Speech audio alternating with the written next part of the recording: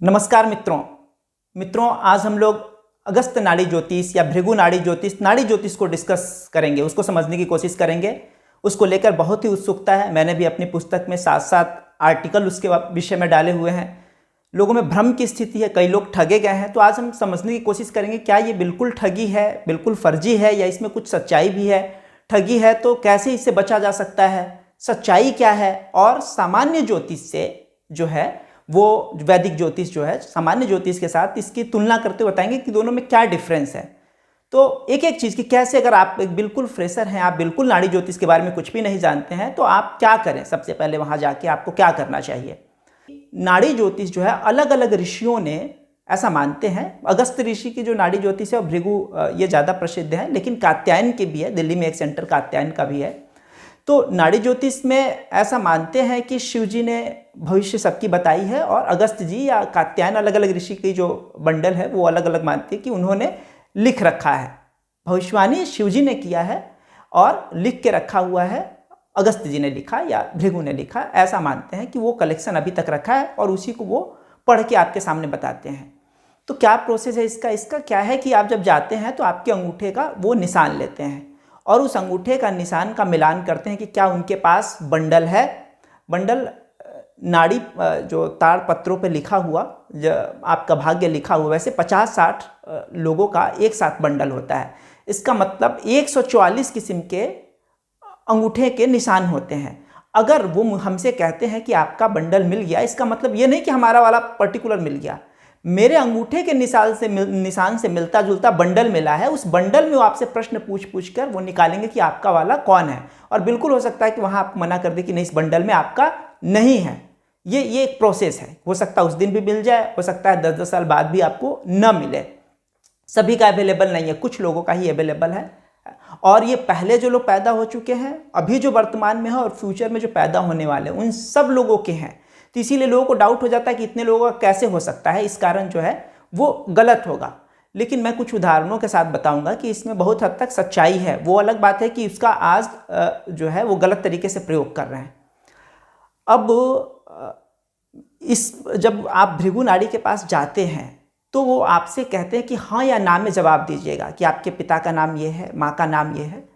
और अगर आप अपनी ओर से नहीं बताते हैं तो कोई संभावना नहीं है कि वो गेस करके आपके माँ का या बाप का नाम बता दें। बहुत मुश्किल है, बहुत मुश्किल है। या केवल 1-2 माँ बाप की ही नाम नहीं, बहुत सारी ऐसी चीज़ें हैं जो सीक्रेट रहती हैं, वो बातें वो बता देते हैं।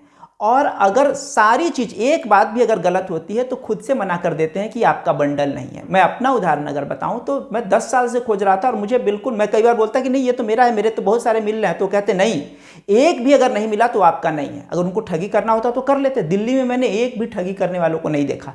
साउथ में या दूसरी जगह शिकायत हो रही हो पहले, लेकिन दिल्ली में मैंने एक भी 10 साल में खोजा। और जब मेरा जब मिल गया, मेरे मिलने के बाद भी कई बार मैं मित्रों को लेकर गया, और जब भी मैं मित्रों को लेकर जाता था तो उस बार भी मैं अपने अंगूठे का निशान देता था, बिल्कुल फ्रेशर बन के। ये नहीं बताता कि मेरा पहले मिला हुआ है। और वो चाहते मुझे भी ठग लेते हैं। वो बिल्कुल खोजते हैं और बोलते कि नहीं आपका नहीं मिला है। इसका मतलब है कि वो बेईमानी नहीं कर रहे हैं, कम से कम ताड़पत्रों को ढूंढने में वो बेईमानी नहीं कर रहे हैं, जो मेरा अनुभव रहा।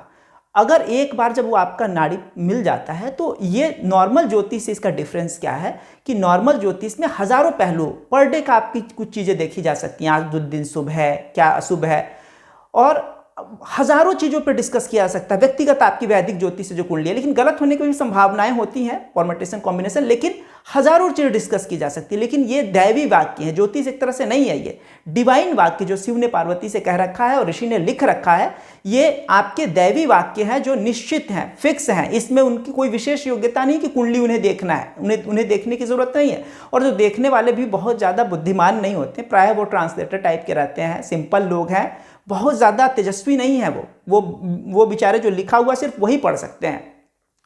और 70% भविष्यवाणियाँ उनकी जो भी 15, 20, 25 जो भी आपकी भविष्यवाणियों दे के रखें, जो उसमें लिखा हुआ है उससे इतर वो कुछ भी नहीं बोल सकते हैं। वो वैदिक ज्योतिष की तरह हजारों चीज़ों को नहीं खोज सकते। आपकी प्रश्न कुछ हो सकता है, जो प्रश्न उसका उसमें उत्तर बिल्कुल नहीं हो, लेकिन वो सॉलिड चीज़ आपके बारे में बता देते हैं। ऐसी ऐसी चीज़ें जो बिल्कुल दुरूह है, जैसे कि आपका 5 स्टार होटल खोलेंगे, कुंडली देख के नहीं बोला जा सकता कि आप 5 स्टार होटल के मालिक होंगे। आप उम्र 38वें साल की उम्र में आपका 5 स्टार होटल होगा, पार्टनरशिप में होगा। ऐसी प्रिडिक्शन आपकी वैदिक एस्ट्रोलॉजी से नहीं की जा सकती है, जो उसमें वो कर देते हैं, दुर्लभ।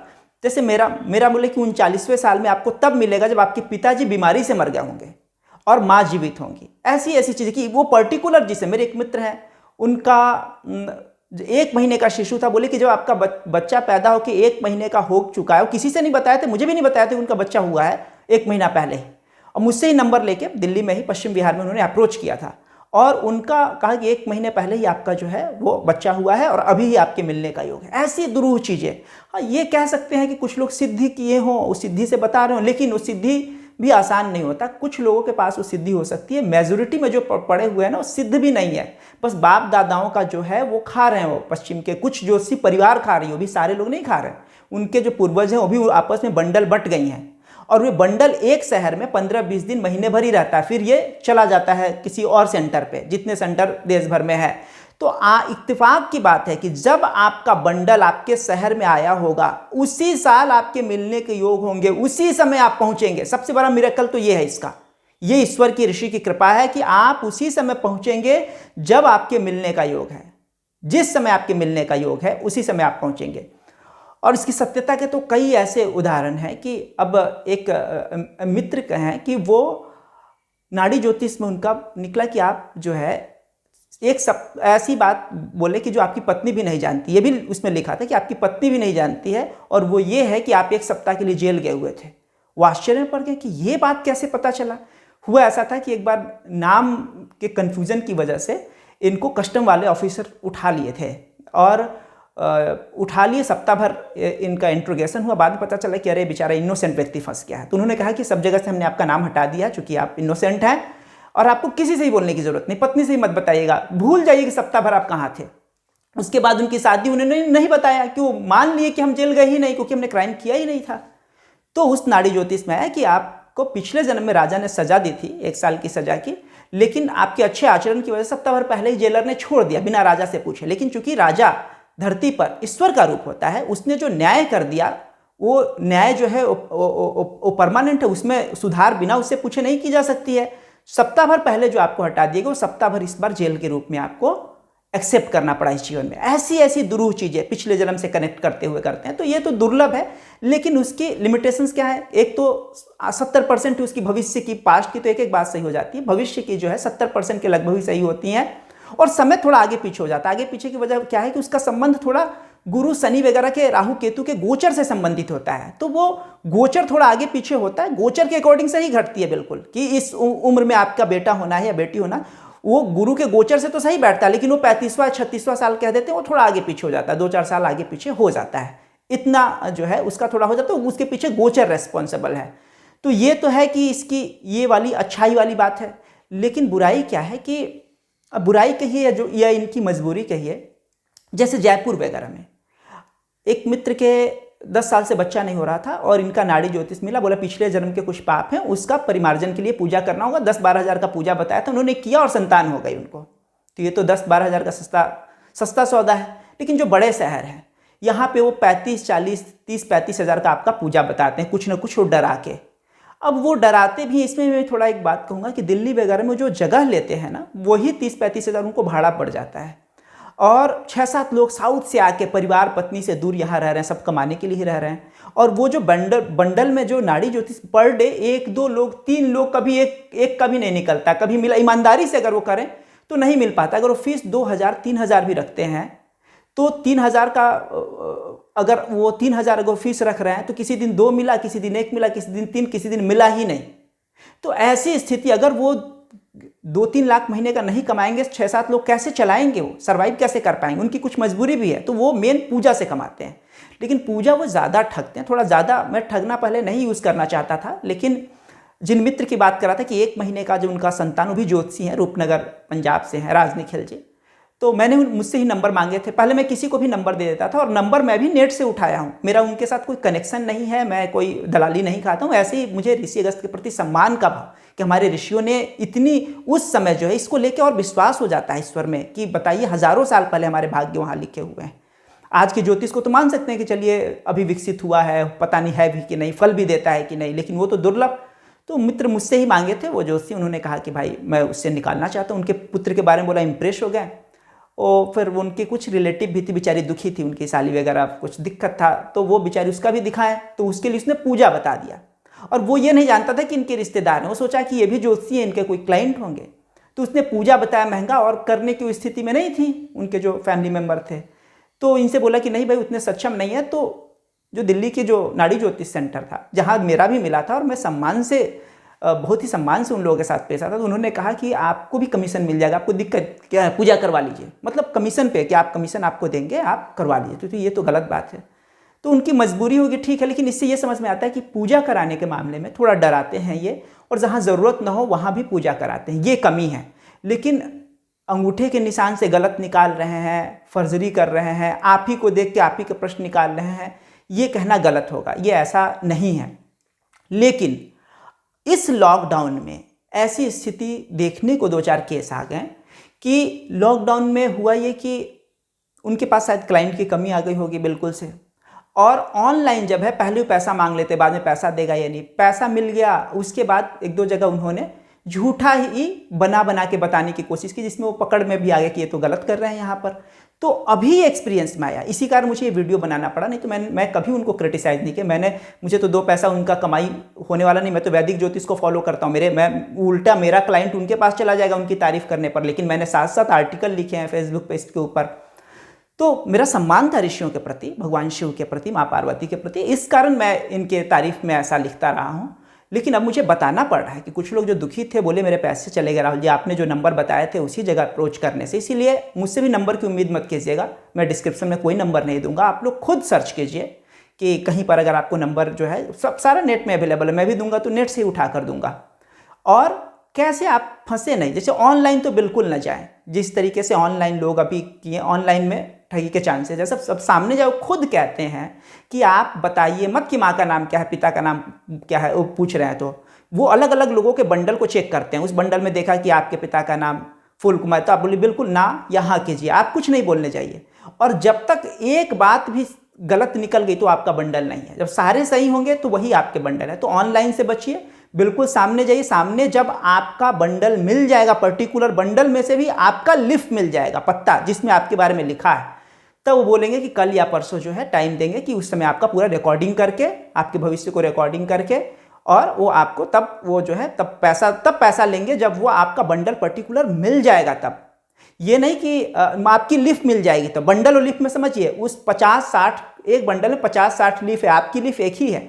हो सकता है बंडल मिल गया हो, बंडल 144 किस्म का अंगूठा होता है, आपके अंगूठे का निशान का पर्टिकुलर एक नाम है, उस नाम वाला बंडल मिल गया है, लेकिन हो सकता है उसमें आपका लिफ ना हो, तो आपकी लिफ मिल जाएगी, तभी वो पैसा लेंगे, और तभी वो आपकी प्रोडिक्शन करके सीडी बना के या उसका आपके मेमोरी कार्ड में वो अपनी रिकॉर्डिंग भी दे देंगे। अच्छे से वो करते हैं, 2-2,500-3,000 जो फीस लें वो।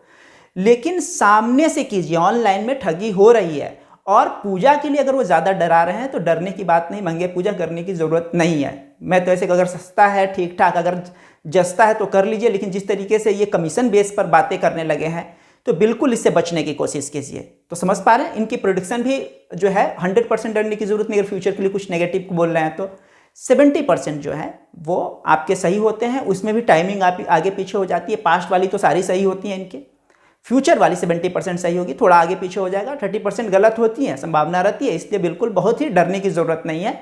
और ये डिवाइन सेंटेंस है ये ज्योतिष। हाँ, अगर कोई नाड़ी ज्योतिष वाला ही कोई बहुत बड़ा एक्सपर्ट है तो वो उनके प्रेडिक्शन ज़्यादा सही होंगे। हो सकता है 90% 100% वो सही कर दे, लेकिन नॉर्मली 70% से ज़्यादा सही नहीं होता है, क्योंकि बहुत ज़्यादा योग्य नहीं होते हैं। मैंने बताया कि वो आपसे ठगी भी नहीं कर सकते, वो इतने तेज भी नहीं होते हैं कि बिल्कुल कैलकुलेट करते हुए जोड़ते चले जाएं आपके इस उम्र को, माँ को, पिता को, और झूठा एक बना के कर दे। इतने तेजस्वी नहीं होते हैं ये, और कि भविष्य का ये सिर्फ एक ट्रांसलेटर की तरह होते हैं। आप देखेंगे समझ जाएंगे, थोड़े बिल्कुल एवरेज।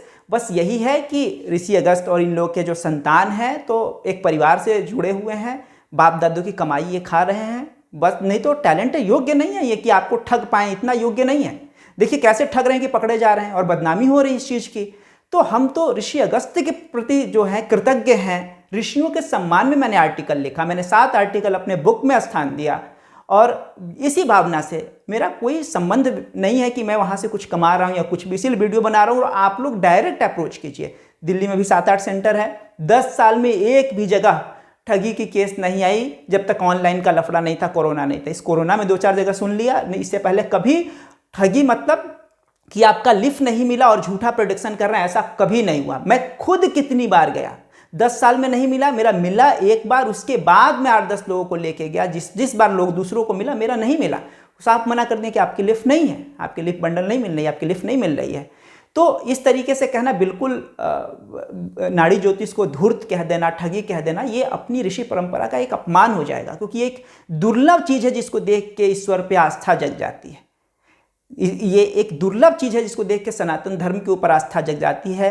इसमें मैंने देखा, मेरे सामने चाइना से आई हुई एक महिला का लिफ्ट मिला, अंग्रेज़ों का लिफ्ट वहाँ अवेलेबल है, मुस्लिम के लिफ्ट अवेलेबल है, पूरे मानव मात्र के लिए वहाँ पर है। हाँ, सबका नहीं है, अब अगस्त ऋषि का भी अपना है, कात्यायन का भी है, दिल्ली में एक सेंटर कात्यायन का, अगस्त ऋषि के सबसे ज़्यादा है, भृगु के भी कई सेंटर हैं। तो इसको देख के सोच समझ के बिल्कुल सामने से ऑनलाइन की ज़रूरत नहीं है। और ये अंतर समझते हुए, हाँ, अगर जिन लोगों की डेट ऑफ बर्थ वगैरह नहीं है, कुंडली अवेलेबल नहीं है, वो लोगों के लिए बहुत ही फायदेमंद है। आपके अंगूठे के निशान से अगर लिफ्ट मिल जाती है तो आपका डेट ऑफ बर्थ बता देंगे, आपकी लग्न क्या है, आपकी राशि क्या है, वो बता देंगे। जिसकी कुंडली नहीं है उन लोगों को तो नाड़ी ज्योतिष ट्राई करना चाहिए, हो सकता मिल जाए। और जब नाड़ी ज्योतिष जाए तो स्पेशल फोकस करें कि लग्न क्या है, और उसे पूछे कितने बजे का मेरा जन्म है। बस इतना मोटा मोटी तो गेस कर देंगे कि लग्न अगर यह सुबह 6 से 7 का जन्म है, 8 से 9, इस तरीके का गेस कर देंगे। राशि, नक्षत्र, लग्न, ग्रहों की स्थिति, ये सब बताएंगे रिकॉर्डिंग में। ये आपको डेट ऑफ बर्थ सही नहीं, डेट ऑफ बर्थ सही मिल जाएगा। सबसे बड़ी बात, सबसे ज़्यादा फायदा उस केस में हुआ जिन लोगों की कुंडली अवेलेबल नहीं थी, सही समय पता नहीं था, उनका नाड़ी ज्योतिष से सही समय मिल गया। ये एक बहुत बड़ा उसके लिए फ़ायदेमंद है। और अगर आपको मिल जाता है उसके बाद आप वैदिक ज्योतिष में दूसरी चीज़ों में ट्राई कर सकते हैं। वैदिक ज्योतिष बहुत वास्ट है, इसमें हज़ारों चीज़ पर डे की प्रिडिक्शन की जा सकती है, मंथली प्रिडिक्शन हो सकती है, ईयरली प्रिडिक्शन हो सकती है, डिफरेंट तरीके से आपकी कुंडली से आपके बच्चे की, माँ की, पत्नी की, दुनिया भर के प्रिडिक्शन किए जा सकते हैं। लेकिन इतने कॉम्बिनेशन है कि गलत होने की भी संभावनाएं रहती हैं, कि गलत हो सकती है प्रिडिक्शन, लेकिन बहुत वास्ट एरिया है। वहाँ प्रिडिक्शन की एक्यूरेसी बहुत तगड़ी है नाड़ी ज्योतिष में, लेकिन क्या है कि वो सीमित चीज़ों पर, उसके डिवाइन सेंटेंस है, दिव्य वाक्य हैं, सीमित चीज़ों पर वो प्रिडिक्शन करते हैं, 15-20 सॉलिड चीज़ें बता देंगे। तो दोनों का ये डिफरेंस है। मैं इसके ऊपर आर्टिकल भी पहले लिख चुका हूँ, दोनों के डिफरेंस क्या है उसके ऊपर। तो मैं समझ पा रहा हूँ कि मैंने दोनों चीज़ों को अच्छे से समझाया, वैदिक ज्योतिष और नाड़ी ज्योतिष को, और कहाँ इसमें घपला हो सकता है आपके साथ, कहाँ सतर्क रहना है। और बिल्कुल क्रिटिसाइज करने की ज़रूरत नहीं है, खुद सतर्क रह के जो है वो ध्यान में रखते हुए अगर आप जाएंगे तो बिल्कुल आपके साथ ठगी नहीं हो सकती। पहले तो पूजा से बचिएगा, और दूसरी बात, जो पूजा से डरते हैं, सबसे मेन बात तो वही रहती है, उससे बचिए। अगर संपन्न है, भगवान ने आपको दिया तो पूजा करा सकते हैं, कोई बात नहीं है। लेकिन अगर संपन्न नहीं तो बहुत डरने की बात नहीं है। भविष्य की प्रेडिक्शन को लेकर बहुत डरने की बात नहीं है, क्योंकि बहुत सारे इसमें से गलत होंगे। और जो है वो ऑनलाइन करने से बचिए, बिल्कुल फ्रंट पे जाके, सामने जाके कीजिए। आप बहुत संभावना है कि आपके साथ गलत नहीं हो पाएगा। उम्मीद करता हूं मैंने बिल्कुल अच्छे से सारी चीज़ों को टच करने की कोशिश की है। ऐसी कोई वीडियो अवेलेबल नहीं है। ज्योतिष लोग बहुत कंफ्यूज हैं कि नाड़ी ज्योतिष क्या होता है, अक्सर पूछते रहते हैं। अब तो कम से कम वीडियो आ गया तो भेज दूंगा यही लिंक कि भैया क्या होता है, पूरे अच्छे से इसको समझ लीजिए। और नेट पर अवेलेबल है। नाड़ी ज्योतिष बोल के भी कितने लोग वैदिक ज्योतिष कर रहे हैं, नहीं, अगस्त नाड़ी ज्योतिष, भृगु नाड़ी ज्योतिष, इसको करके सर्च कीजिएगा, अगस्त नाड़ी ज्योतिष स्पेशली आप, तो उसमें जो नंबर आते हैं उनसे संपर्क करके सामने मिलके बिल्कुल वहां से अपने को ढूंढने को कोशिश कीजिएगा। मिलता है तो ठीक है, नहीं तो वैदिक ज्योतिष के ऊपर डिपेंड रहेगा। जिनका date of birth time available नहीं है वो तो बिल्कुल निर्भर है इसी के ऊपर, यहीं से आपको मिल सकता है कोई रास्ता, नहीं तो कोई उपाय नहीं है। ठीक है, मैं उम्मीद करता हूं कि मैंने नाड़ी ज्योतिष को अच्छे से कवर करने की कोशिश की है, सारे पहलुओं को। एक बार में समझ में नहीं आया तो 2-3 बार देखिएगा, बिल्कुल अच्छे से आप समझ जाएंगे। ठीक है, कृष्णम वंदे जगत गुरुम।